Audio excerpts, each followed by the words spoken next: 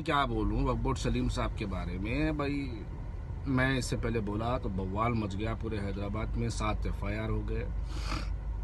लेकिन बंदर को आईना दिखाया तो अपना चेहरा देख के बुरा मान गए। सलीम साहब, कल जो वाक़या पेश आया है वक्फ बोर्ड के अंदर, वो बड़ा शर्मनाक वाक़या है। वो नाक़े के अंदर जो है आप उस साहब को बुलाइए और आप उनसे माफ़ी चाहिए जिन पर आपने हाथ उठाया।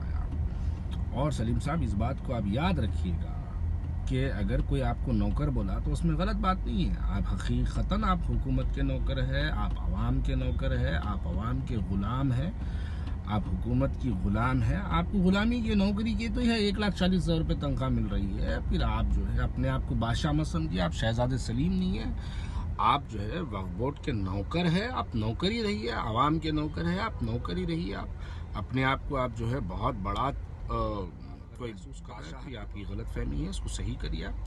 परसों एक साहब से मेरी मुलाकात हुई। वो साहब से मैं पूछूँ, बोला किधर से आ रहे हैं भाई? तो बोले भाई मैं वक्फ बोर्ड ऑफिस से आ रहा हूँ। तो मैं बोला अच्छा सब खैरियत? बोले नहीं नहीं नहीं, सलीम साहब से हमारे बहुत पुराने ताल्लुकात हैं। मैं बोला कैसे है भाई? तो नहीं नहीं नहीं भाई बहुत पुराने ताल्लुकात है। मैं बोला कैसे भाई, ज़रा बोलो तो सही। तो बोले नहीं, हम मुरादनगर में रहते थे पहले, आसिफ नगर में। तो हम जो है उस ज़माने में एक जो है डॉबरमैन कुत्ता ख़रीदे थे।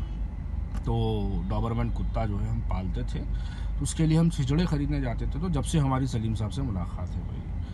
तो सलीम साहब, आप अपने आप को जो है बादशाह मत समझिए। कोई अगर आपको आप जो है नौकर है बोले तो यकीनन आप नौकर है। आप हमारे नौकर है, हमारे बाप के नौकर। हमारे बाप के नौकर इसलिए बोल रहा हूँ क्योंकि आप तेलुगु देशम की हुकूमत के दौरान, चंद्रबाबू नायडू के वक्त के दौरान भी आप वक्फ बोर्ड चेयरमैन थे।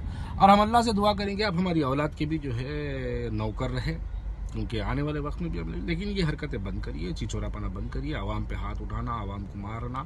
अरे आवाम आएगी, जूता मारेगी, चप्पल मारेगी, लात मारेगी, हाथ मारेगी, कुछ और भी मारेगी, तो दे दीजिए, खा लीजिए। लेकिन आप जो है ऐसे चिचोरे बातें मत करिए। आवाम पे जो है आप अपनी पहलवानी मत दिखाइए, क्योंकि अगर पहलवानी दिखाना चाहिए तो कभी दावत दीजिए हमारे को भी। वक्फ बोर्ड की दफ्तर को आएंगे अल्हम्दुलिल्लाह, अल्लाह के फजल करम से 27 केसों के मालिक है। पिछले 10 साल से 7 साल से रोडी शीट का होल्डर हूँ अल्हम्दुलिल्लाह, फ़ख्र की बात है।